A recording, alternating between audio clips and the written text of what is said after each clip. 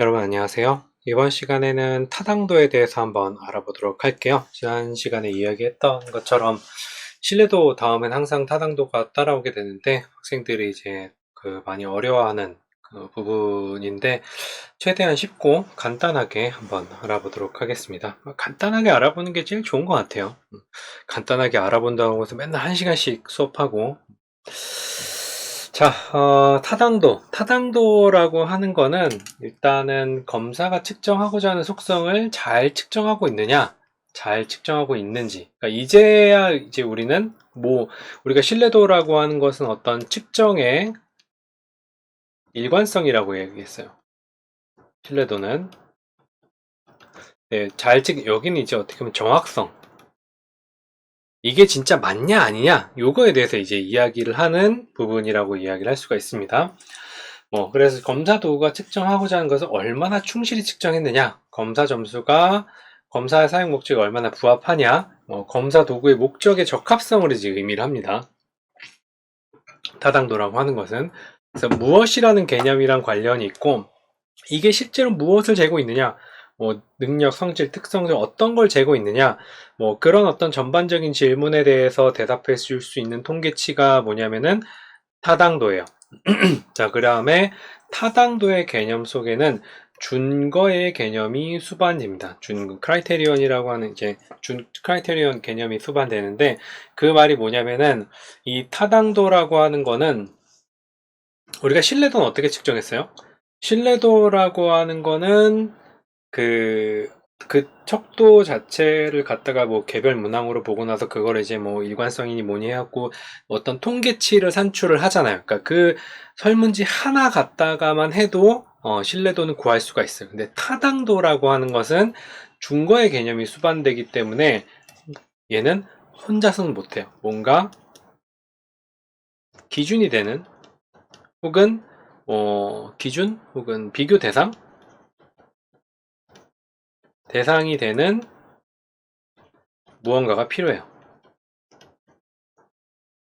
혼자서는 할 수가 없습니다. 혼자서는 할 수가 이제 할 수 있는 방법도 있기는 한데 우리가 이제 타당도라고 하는 것을 통계치로 산출을 하기 위해서는 기준이 되는 무언가, 비교 대상이 되는 무언가가 필요합니다. 타당도라고 하는 거는. 그러니까 신뢰도와 다른 점은 어떻게 보면은 신뢰도는 척도 하나 그 자신을 가지고 우리가 산출할 수 있긴 하지만 타당도는 그 척도 하나만 가지고는 우리가 알 수가 없다라는 거예요. 타당도와 신뢰도와 관계 같은 경우에는 타당도는 어떻게 보면은 우리 가운데 꽂혀 있는 게 타당도예요. 신뢰도라고 하는 것은 이렇게 몰려 있는 게 신뢰도라고 이야기했어요. 측정의 어떤 일관성.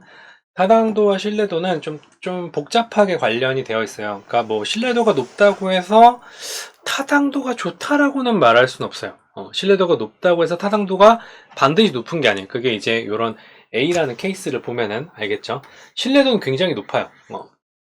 0점 잡을 때, 근데 총 쏠 때 0점 잡아서 이제 탄착군이 한 곳에 딱 있으면은 어떤 신뢰도는 굉장히 좋아요. 그럼 뭐만 조정하면 돼요? 얘를 갖다가 이제 이쪽으로 조정만 하면 되긴 하는데, 총이야, 그렇게 이제 조정하면 되긴 하지만, 설문지는 이제 새로 만들어야 되는 거죠. 어떻게 보면은.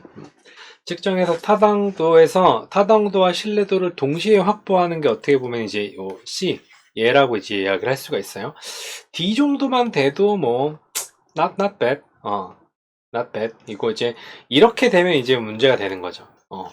어디다 쏜지도 모르겠, 이거는 정확하지도 않고, 정확하게 이제 내가 목표하는데 쏘는 것도 아니고, 그 다음에 그렇다고 해서 한 곳에 몰린 것도 아니에요. 네, 어쨌든 우리가 이제, 이건 총 얘기 말고, 실제로 이제 어떤 측정을 할 때, 무언가 구한다고 했을 때, 어떤 개념을 갖다 측정한다고 했을 때, A도 안 돼요. B도 안 돼요. C가 가장 좋고, D는,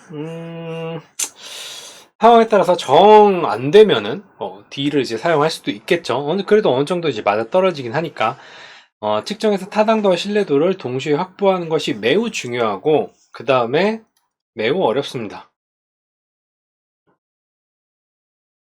근데 이제 여러분들은 이 측정에서 타당도와 신뢰도를 동시에 확보할 필요가 있어요, 없어요? 없어요. 그러니까 이거는 척도 개발할 때 그 신뢰도와 타당도를 다 만족시키는 척도를 개발하기 위해서 필요한 거지. 여러분들은 이미 신뢰도랑 타당도가 이제 계산이 된 척도를 사용하는 거기 때문에 척도 개발 연구가 아니면은 굳이 이제 물론 신뢰도는 확인을 해야 되는 거죠. 신뢰도를 확인하고, 근데 타당도를 따로 볼 필요는 없어요. 타당도를 따로 볼 필요는 없습니다. 실제 연구에서는.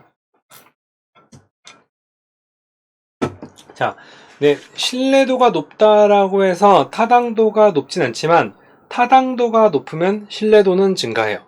신뢰도는 그러니까 신뢰도가 증가한다, 타당도는 증가하지 않아요. 그러니까 어떻게 보면 이게 필요 충분 조건이 아니라, 충분 조건이라 그래야 되나? 충분 조건이라고도 이야기를 할 수가 있는데, 우리가 요 그림을 이제 뭐 자주 보게 될 거긴 한데, 관찰 점수라고 하는 게 있어요. 관찰 점수가 있는데, 요 검사 목적에 부합하면 일관된 부분이라고 하는 게 어떻게 보면은 그 진점수라고 이야기를 할 수가 있겠죠. 검사 목적에 부합하진 않지만 일관된 부분이라는 것도 있어요. 자, 그리고 오차 점수가 있을 때, 이게 타당도가 높으면 신뢰도가 증가한다라고 하는 거는, 우리가 신뢰도라고 하는 것은 일관된 부분만 이야기를 하는 거죠. 일관된 부분만. 신뢰도는, 자, 여기서 1번하고 2번하고 3번이에요. 1번하고 2번하고 3번이라고 했을 때, 신뢰도라고 하는 것은 1, 1 플러스, 왜 이렇게 말하면서 쓰려고 하면은 좀 이상한 것 같아. 1 플러스 2가 되는 거고, 타당도는 1번이에요. 그러니까 신뢰도가 높다고 해서 타당도가 높진 않아요. 근데 만약에 이 타당도, 검사 목적에 부합하며 일관된 부분이 여기까지 2번까지 먹는다라고 하면은 이제 신뢰도도 높아지게 되겠죠. 타당도가 높으면 신뢰도 증가하고, 신뢰도가 증가한다고 해서 타당도는 증가하지 않습니다. 여러분들이 그거를 이제 알아둬야 돼요. 그 타당도의 종류에는 내용 타당도와 구성 타당도와 준거 관련 타당도가 있어요. 내용 타당도와 구성 타당도, 준거 관련 타당도 같은 경우에는 그 각각 의미하는 바가 다르고, 우리가 검사를 개발하는 과정에서 이제 뭐 또 사용하는 방법도 있기 때문에 천천히 알아보도록 할게요. 자, 내용 타당도라고 하는 것은 검사 문항들이 측정하고자 하는 내용 영역을 얼마나 잘 대표하는지를 평가하는 방법이 이제 내용 타당도라고 이야기를 할 수가 있습니다.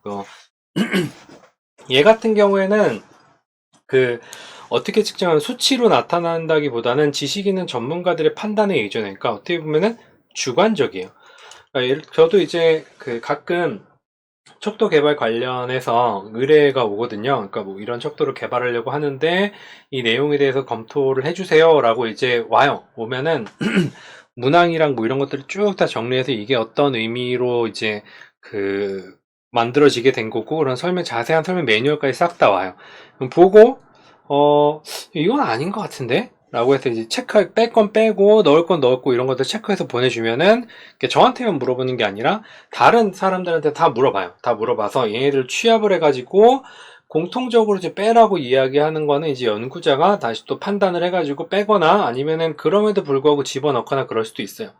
이건 어떤 수치로 나온다라기보다는 전반적으로 타당한 것 같습니다. 그러니까 결론적으로 봤을 때, 뭐 코멘트를 적을 때, 뭐 이 문항, 이 문항, 이 문항 같은 경우에는 이러이러한 이유로 이 현재 척도에 적합하지 않은 문항으로 생각이 되고, 그 외에 나머지는 대체적으로 어떤 타당한 문항으로 생각됩니다. 라고 이제 적어주는 거예요.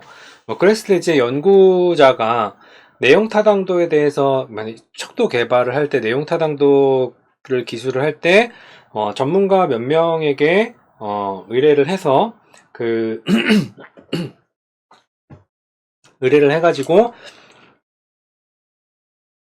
내용 타당도를 이제 분석을 했다. 뭐 그 결과 뭐 총 5명의 어떤 전문가에게 의뢰를 한 결과 몇 번 문항은 공통적으로 이제 제외하라는 의견이 왔었고, 대부분의 문항들은 이제 제거하지 않아도 되는 것으로 이제 나타났다. 뭐 이런 식으로 쓰면서 뭐 근데 내가 뭐 특정 문항은 안 없애고 싶어. 하지만 뭐 전문가들이 공통적으로 이번 문항에 대해서 제거에 대한 어떤 의견을 갖다 제시를 했지만 이 문항은 뭐 내 그 설문지를 혹은 척도를 개발하는 데 있어서 핵심적인 질문이라고 생각되기 때문에 이제 일단은 넣고 진행을 하는 거죠. 그리고 나서 이제 나중에 그 제 자료 모아갖고 통계 돌릴 때 그때 안 나오면 그때 다시 빼면 되는 거고. 아무튼 그런 것들이 내용 타당도라고 이야기를 할 수가 있습니다. 그 내용 타당도에서 내용 영역, 내용 영역은 측정한 속성이나 그 특성을 측정하기 위해 사용된 모든 행동들이 이제 내용 영역이에요. 그러니까 우리가 척도를 개발을 할 때 무엇을 측정할 것인가에 대한 내용들을 명시화해야 돼요. 그래갖고 이 행동이 무엇이다라는 것을 정의를 내리고 그 정의를 측정하기 위해서 당신은 잠이 들기 전에 몇 시간 동안 한 2시간 동안 뒤척이십니까? 라는 걸 이제 구체적으로 물어보는 그런 것들이 이제 행동 영역이에요. 뭐 예를 들어서 우울의 불면 영역이라는 게 있을 때 그런 것들이 내용 영역이 되는 거야. 구성 개념을 대표하는 행동, 이게 내용 분석을 통해서 내용 영역을 이제 개발을 하고 내용 영역에 따라서 문항을 만들게 되는 거죠.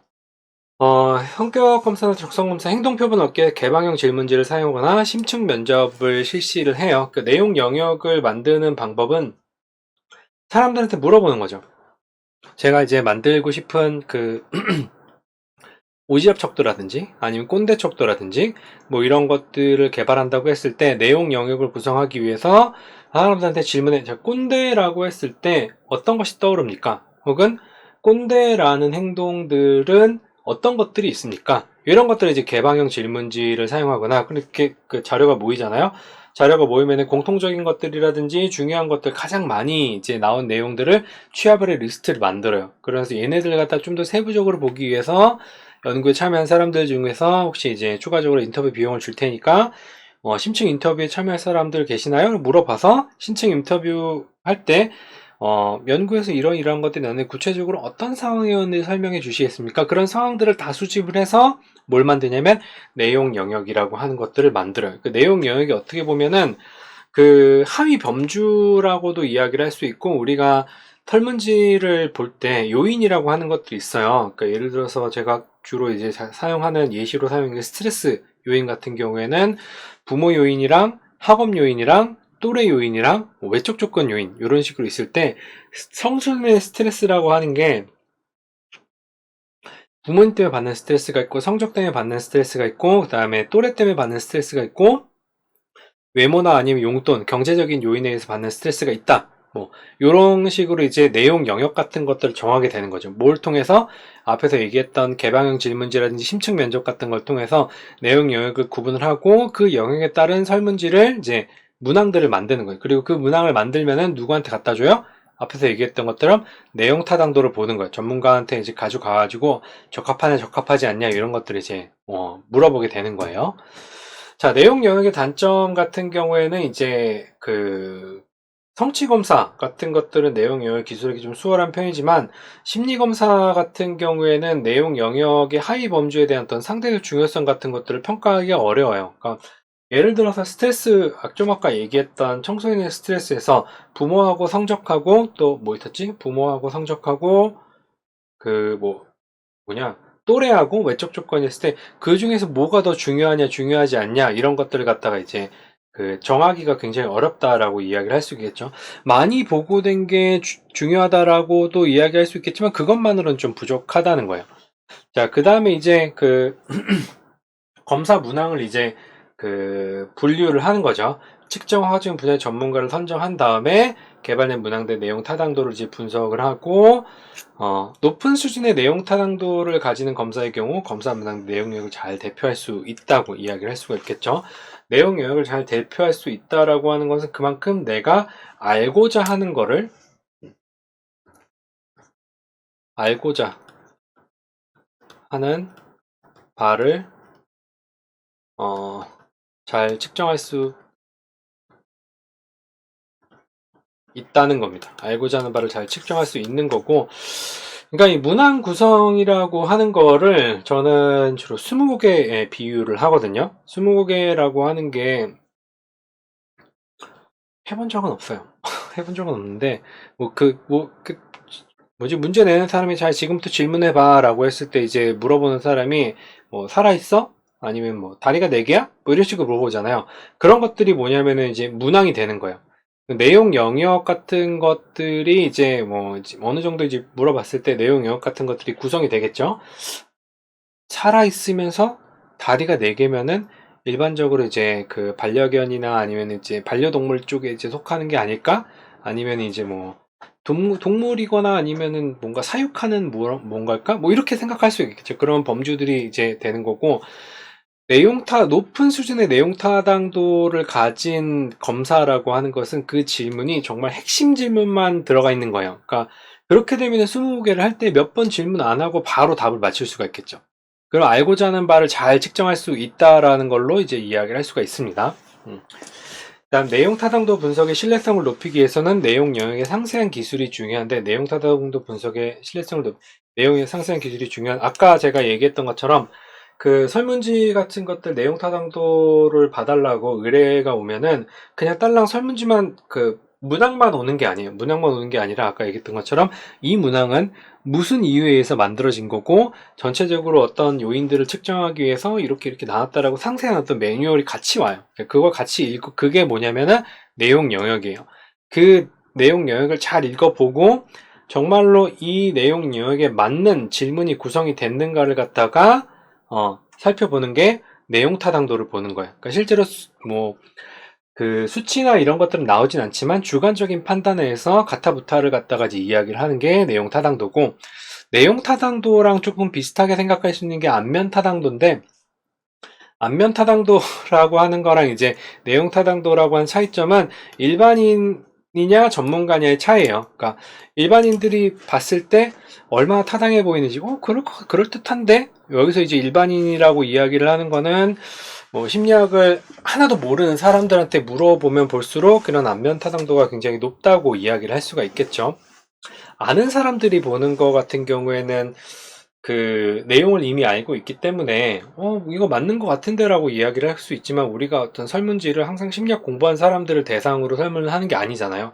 일반인을 대상으로 설문을 하기 때문에 설문지를 이제 만들 때 이 내용 안면 타당도를 보기 위해서는 그걸 모르는 사람들한테 보여주는 것도 굉장히 중요한 부분이라고 이야기를 할 수가 있습니다.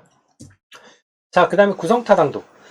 심리검사가 심리적 구성 개념을 제대로 측정하고 있는지를 평가를 하는 방법이에요. 구성 개념은 측정하고자 하는 추상적 개념을 구성 개념이라고 이야기를 하고, 이 다른 검사들과 상관 분석을 통해서 새로운 검사의 구성 타당도를 검증을 하게 됩니다.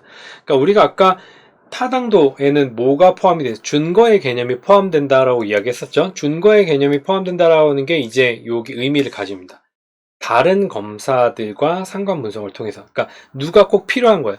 이 검사, 물론 이제 내용 타당도 같은 경우에는 그냥 검사된 내용을 보는 건데, 구성 타당도부터는 어떻게 보면 수치가 나오거든요. 이 수치를 구하기 위해서는 그 검사 하나만 필요한 게 아니라 다른 검사가 필요하고, 이 검사랑 비교했을 때 이 구성이가 뭐 예를 들어서 이제 우리가 구성 타당도에 대한 내용들은 좀 이따 자세히 배우겠지만, 용어 자체만으로 봤을 때는 비슷한 개념을 측정하는 다른 설문지랑 이거랑 어떤 구성이 비슷한가? 이거를 이제 보는 거라고 이야기를 할 수가 있겠죠.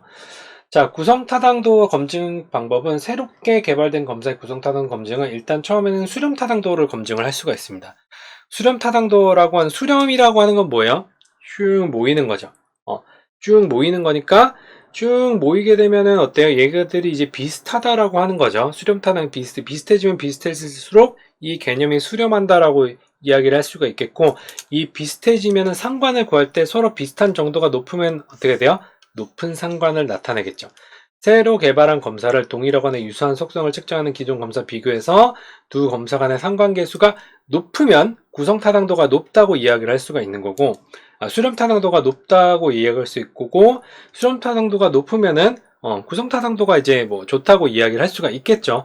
그런 방식으로 이제 수렴 타당도라고 하는 거를 보게 되는 거고, 변별 타당도라고 하는 것은 이론적으로 상관이 없는 변이나 검사는 통계적으로 무시해도 좋을 만큼 상관이 낮아야 돼요. 그러니까 요렇게 심리적 그 뭐지? 새롭게 개발된 검사와 심리적 이론적으로 구분이 되는 속성을 측정하는 검사와 새롭게 개발된 검사의 상관이니까 이런 거예요. 비슷한 것끼리 상관은 높아야 돼요. 그게 수렴타당도고 서로 관련 없는 것들끼리는 상관이 낮아야 돼요. 그 말은 구분이 돼야 된다라는 거죠. 만약에 전혀 구분 없는 것, 전혀 관계 없는 것들, 예를 들어 내가 만든 어떤 그 시험 성적을 예측하는 검사를 만들었어요.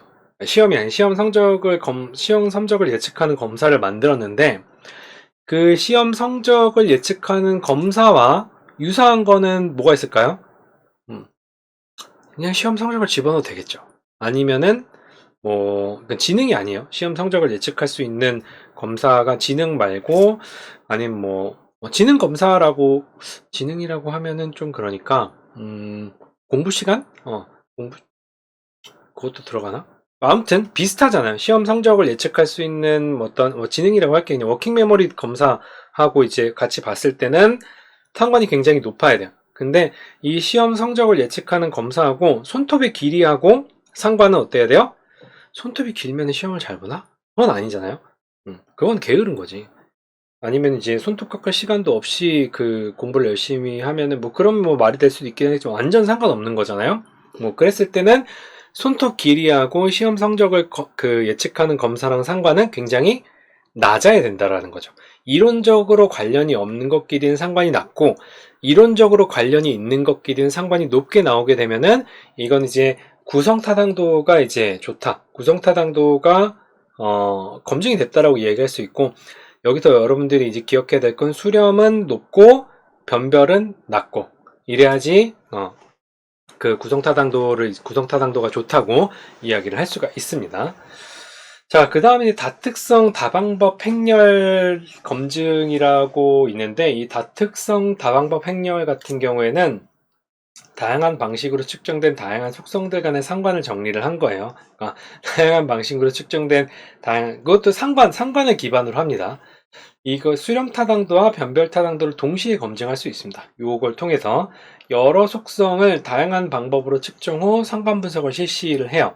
자, 그게 뭐냐면 이제 그 여러 속성을 갖다가 속성은 흥미와 창의성과 지배성 요 세 개를 갖다가 자기보고 방법하고 또래평정 방법하고 투사법 여러 방법을 사용해 가지고 그럼 총 몇 가지가 나와요?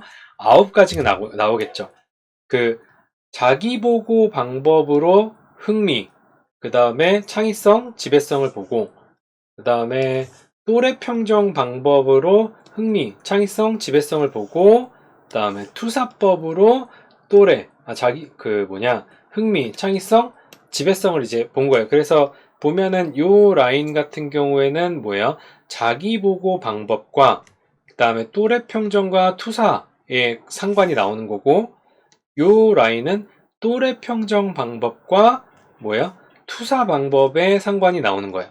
그럼 요게 다특성, 다방법, 행렬 방법이고 요 같은 속성의 방법을 달리하여 측정할 때 상관을 나타내는 수렴타당도는 같은 속성을 방법을 달리해서 측정할 때 상관이에요.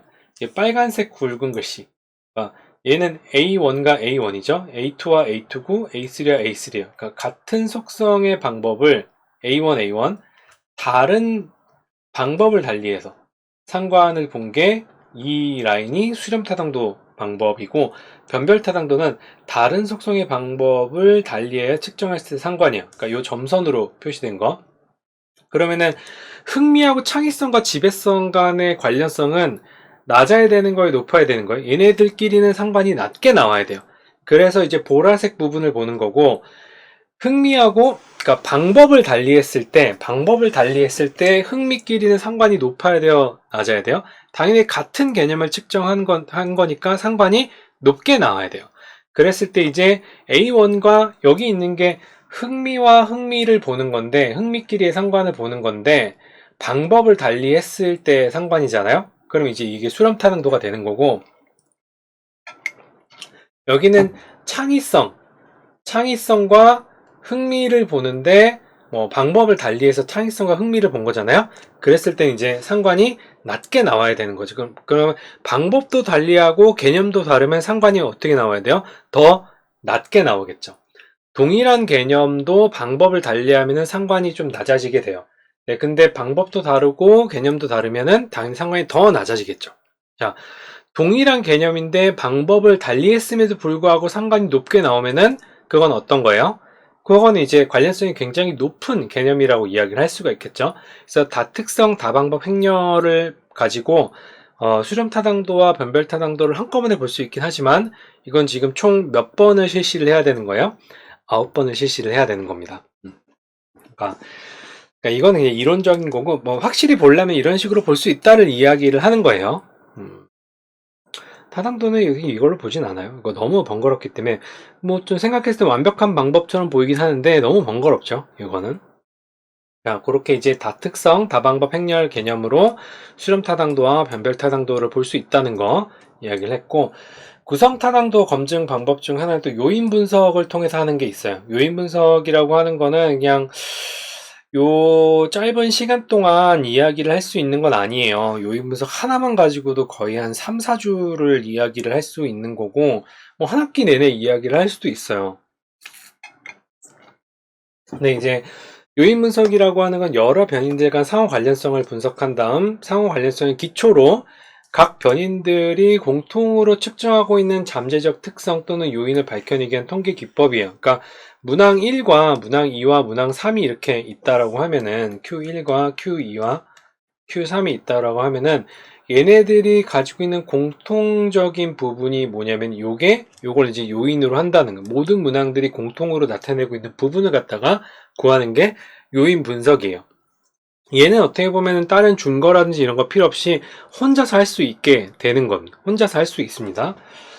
자, 요인은 같은 하위 영역의 소검사들의 높은 상관이 보이고, 근데 이제 그 검사 자체 내에서는 하나라고 보지만, 얘네들끼리 이제 여기서도 또 어떤 준거 같은 것들이 필요한 거죠. 같은 하위 영역의 소검사들 사이에 높은 상관이 있고, 서로 다른 하위 영역 사이에 낮은 상관이 나타나야 돼요. 자, 그랬을 때, 지능 검사가 동작성과 언어성으로 나눠지고 동작성엔 퍼즐, 토막짝이 빠진 것 찾기 있고 언어성엔 상식, 숫자, 어휘라는 게 있을 때 퍼즐과 토막짝이는 상관이 높아야 돼요? 낮아야 돼요? 얘네들은 상관이 높아야 돼요. 근데 퍼즐과 상식은 어때요? 다른 하위 영역은 상관이 낮아야 돼요. 그러니까 이런 것들을 다 일일이 다 검증을 해서 분석을 하면 구성이 어떻게 된다? 이 퍼즐과 토막짝이 빠진 곳 찾기는 하나로 묶이게 되고 상식과 숫자와 어휘도 언어성이란 거 하나로 묶이게 되고 이게 이제 어떻게 보면은 이제 하위 요인 같은 것들을 나누는 방법이라고도 이야기를 할 수가 있어요. 뭐 이런 식으로 이제 그 구성 타당도를 볼 때 요인 분석을 통해서 같은 하위 영역의 소검사들의 높은 상관이 나타나고 서로 다른 하위 영역 사이에는 낮은 상관이 나타나는 걸 통해서 구성 타당도를 검증하는 방법이 있어요. 또 이것과 유사하게 똑같은 방법이긴 한데 구조방정식 모형을 사용해가지고 뭐 하는 방법도 있긴 해요. 거기서 이제 보면 우리가 아까 얘기했던 스트레스라고 하는 게 이제 네 가지 요인으로 되어 있다고 했잖아요. 부모님, 성적, 그 다음에 또래, 외모 이런 식으로 있을 때 얘네들이 가지고 있는 문항들이 있을 거 아니에요? 그랬을 때 어떻게 나와야 되냐면 여기 있는 문항들끼리의 요거는 굉장히 높게 나타나고 요것끼리의 상관은 좀 낮게 나타나니까 요것보다는 낮게 나타나야 돼요. 뭐 그런 걸로 이제 그 구성타당도를 보는 방법도 있긴 한데 그렇게 많이 쓰는 것 같진 않아요. 그러니까 한 번쯤 확인해 보는 정도로 사용할 것 같긴 한데 뭐 지금 요 수업 시간에 이야기할 내용은 아닌 것 같고 요런 게 있다 정도로만 알아두시면 됩니다. 자, 그 다음에 준거 관련 타당도. 준거 관련 타당도가 어떻게 보면은 가장 많이 사용되는 부분이에요. 어떤 확장성이 있는 부분, 확장성이 있다라 그래야 되나? 뭐 가장 많이 사용하는 부분이 가장 많이 사용하는 방법이라고 생각을 하면 될 것 같고, 심리 검사와 준거의 관련성을 분석해서 검사의 타당도를 평가를 하는 겁니다. 이게 어떻게 보면 수렴 타당도랑 변별 타당도의 연장선상이라고 볼 수가 있어요. 근데 이제 심리 검사를 통해서 다른 행동 준거의 수준을 예언하는 거예요. 예언하는 거. 대학 수학 능력 시험과 대학교에서 학업 성취도, 뭐 입사 시험 성적과 조직원의 수행 성과 이런 것들이 이제 예언 타당도 공전 타당도 이런 것들이 준거 관련 타당도에 해당하는 겁니다. 예언 타당도랑 공정 타당도는 준거 관련 타당도에 해당하는 거예요. 자, 그랬을 때 이제 예언 타당도라고 하는 것은 검사 점수의 일정 시점 이후에 준거 관련 행동과의 상관을 통해서 추정하는 타당도예요. 그럼 이거는 이제 동일한 사람들한테 서로 다른 검사를 실시를 하게 되는 거죠. 신입사원 선발을 위해 개발된 적성검사의 예언 타당도라고 했을 때 적성검사를 응시자 집단 전원에게 실시를 해요. 그 다음에 그 A라는 집단이 적성검사를 해갖고 얘네들 점수가 있을 거 아니에요. 그 다음에 여기서 이제 몇 명 떨어지고 이만큼만 여기 올 거잖아요. 그럼 이 사람들한테 직무수행 점수를 조사를 해요. 그럼 이제 입사 시 그 성적 검사와 직무수행 간의 상관계수를 구할 수가 있죠. 요게 예언타당도예요. 예언타당도라고 하는 것은 이제 동일한 집단들에 대해서 어떻게 한 거예요? 어떻게 보면은 시간의 텀을 두고 서로 다른 검사를 한 다음에 뭘 보는 거냐면, 이렇게 시간이라고 들어가 있으니까 상관을 구하는 거긴 하지만 뭘 구하게 된 거? 시간을 계산하게 되니까 약간의 어떤 인과관계라든지 이런 것들을 이제 어느 정도 생각을 할 수가 있어요. 뭐 인과관계를 완전히 이야기할 수는 없지만 어떤 그 예측이라든지 예측의 어떤 아이디어를 줄 수 있다? 완전히 예측할 수는 없지만 예측의 아이디어를 줄 수 있다 정도로 표현할 수 있을 것 같아요. 그게 이제 예언 타당도라고 볼 수가, 그러면 이제 요 관계를 통해서 예를 들어 내가 만든 회사에 내가 만든 적성검사가 적성검사에 따라서 입사 이후 뭐 6개월에서 1년 이후의 수행이나 이런 것들을 어느 정도 예측을 할 수 있겠죠. 그래서 그 다음 지원자들이 적성검사 점수를 보고 얘는 1년 후에는 이 정도로 수행할 수 있지 않을까라는 거를 갖다가 생각을 할 수가 있겠죠. 뭐 그게 이제 예언타당도라고 이야기를 할 수가 있습니다.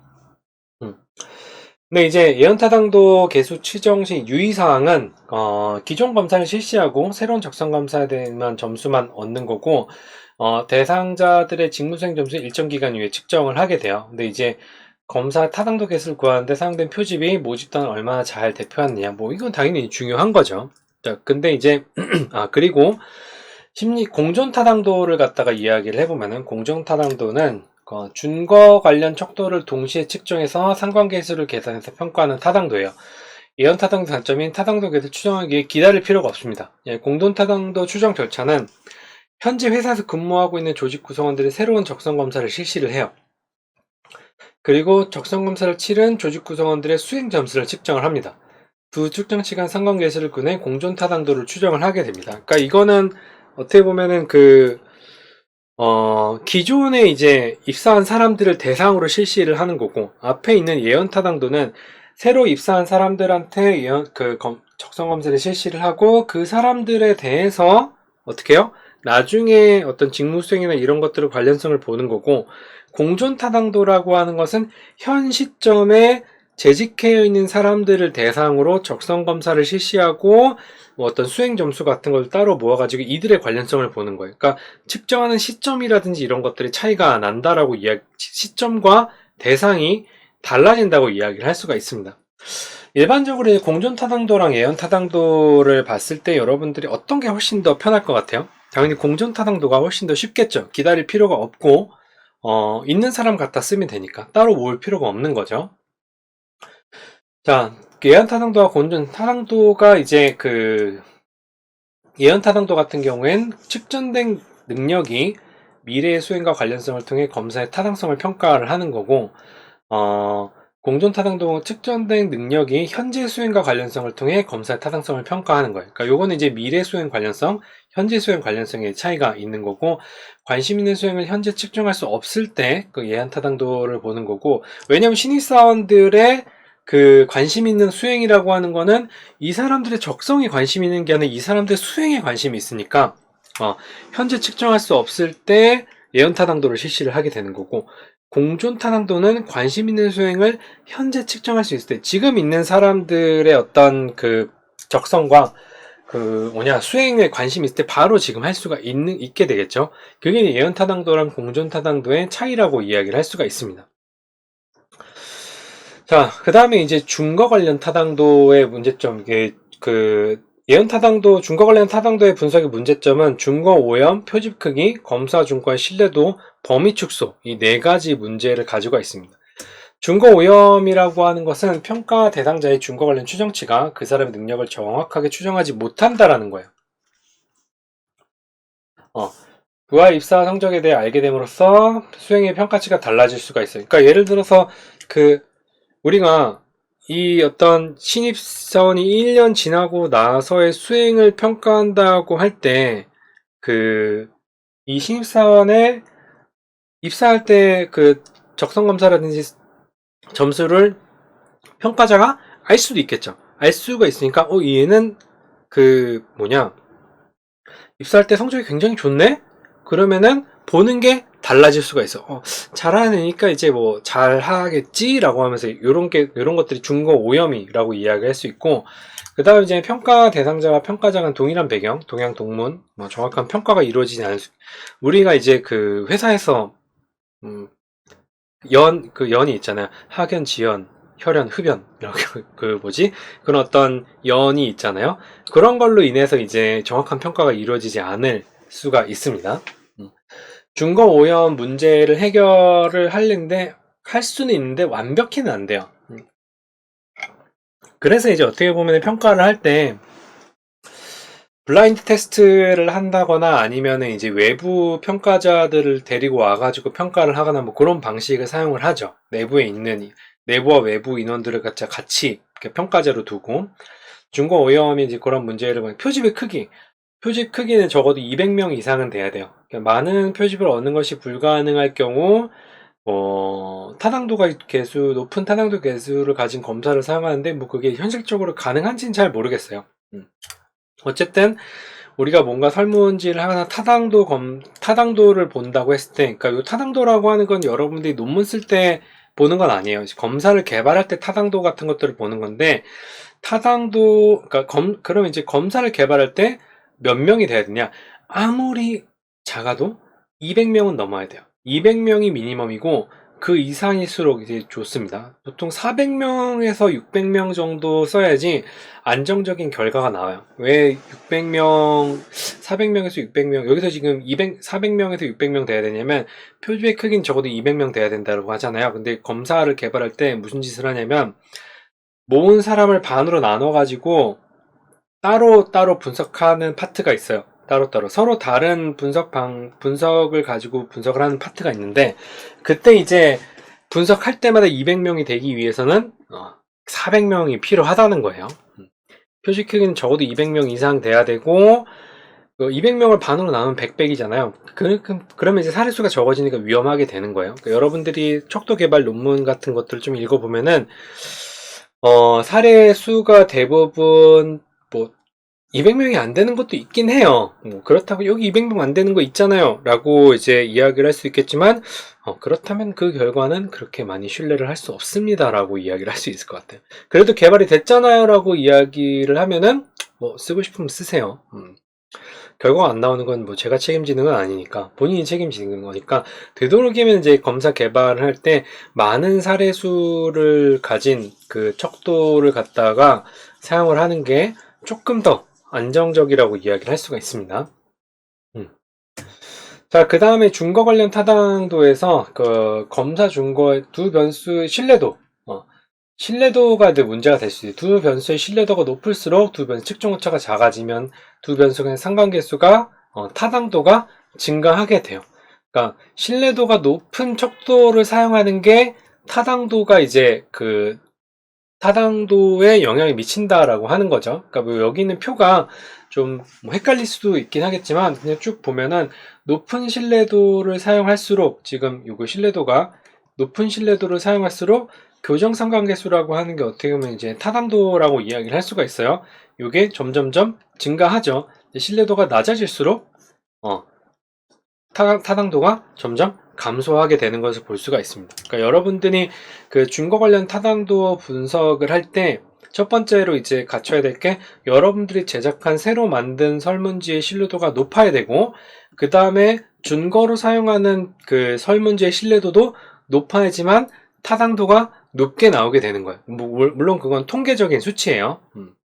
그래서 이제 그 타당도를 구할 때 신뢰도도 굉장히 중요하다고 이야기를 할 수가 있습니다. 음. 아까 얘기했을 때 뭐 이렇게 신뢰도가 타당도를 보장하지 않는다라고 이야기하는 거랑은 조금 다른 문제예요. 요건 이제 준거 관련 타당도를 계산을 할 때 두 척도의 신뢰도가 높을 경우에는 교정된 상관계수, 이 교정 상관계수라고 하는 게 타당도예요. 타당도가 높게 같이 나온다라는 거고, 한 척도의 뭐 신뢰도가 높다고 해서 그게 타당도를 보장하진 않아요. 그렇게 이제 이야기를 할 수가 있습니다.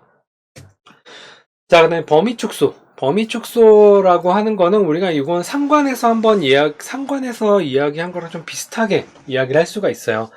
그러니까 아까 입사 지원자들의 입사한 사람들 혹은 어떤 입학한 사람들의 수능 점수라든지 아니면 적성 검사라든지 이런 것들을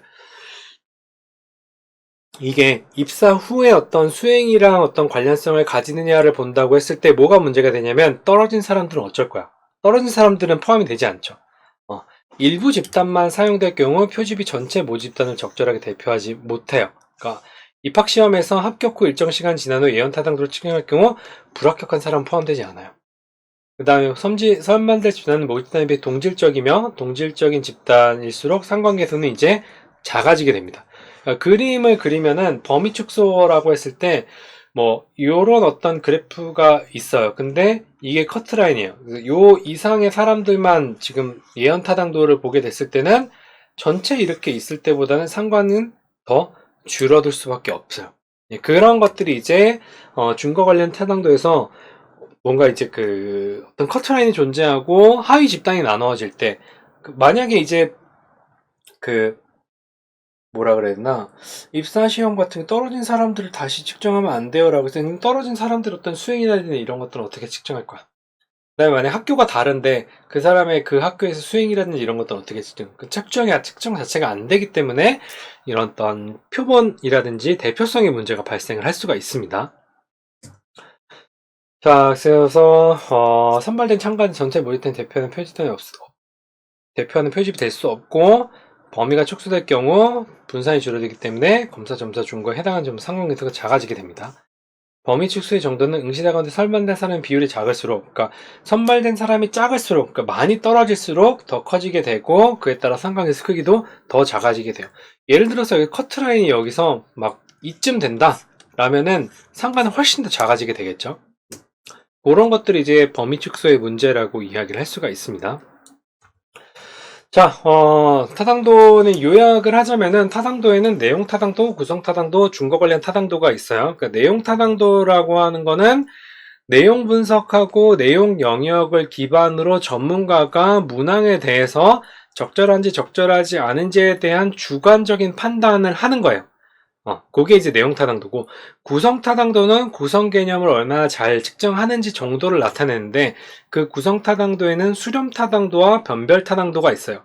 수렴 타당도라고 하는 것은 내가 새로 개발한 척도와 관련 있는 어떤 그 척도가 상관이 높으면은, 구조적으로 비슷하다고, 상관이 높으면서 내가 개발한 척도와 완전히 상관없는 어떤 다른 설문지를 갖고 왔는데 얘네 둘은 상관이 낮아야 되니까.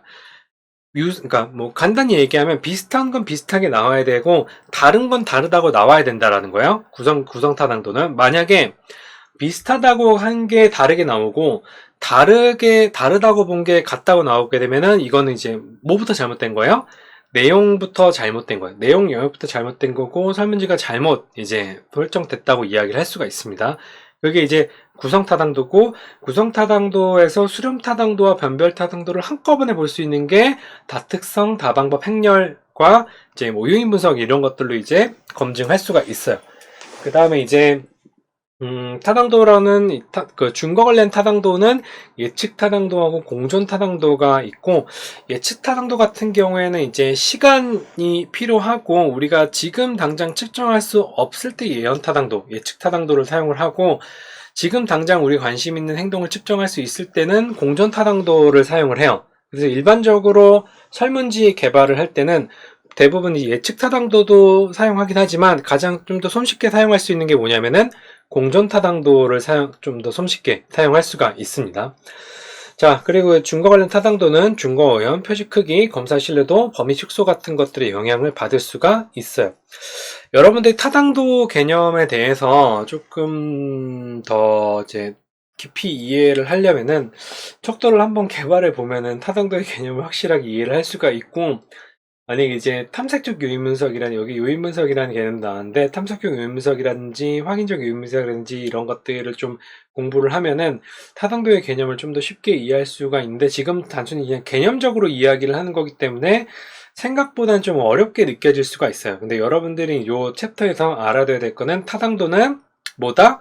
이 척도가 진짜 이거를 측정하는지에 대한 어떤 수치를 만들어내는 거예요. 수치를 만들어내는 거고, 그 타당도는 내용 타당도와 구성 타당도와 준거 관련 타당도 3개로 구분이 되고, 각각 내용 타당도가 뭘 의미하고, 구성 타당도가 뭘 의미하고, 준거 관련 타당도가 뭘 의미하는지만 여러분들이 간단히 알아두게 되면은, 알면은, 타당도는 이제 타당도의 기본적인 이유에는 이제 했다고 보면 돼요. 그래서 실제로 타당도를 구하는 방식은 뭘로 사용된다?